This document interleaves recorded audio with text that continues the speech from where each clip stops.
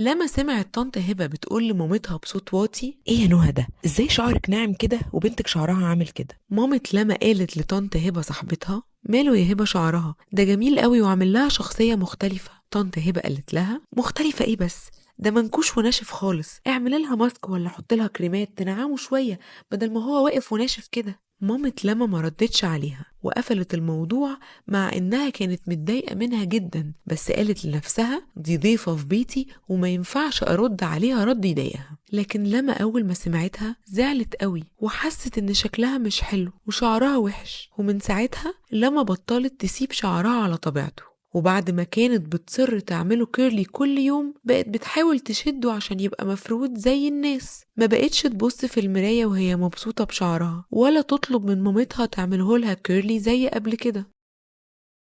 بس بعدها بكام يوم حصلت حاجة حلوة قوي خلت لما ما تفضلش زعلانة.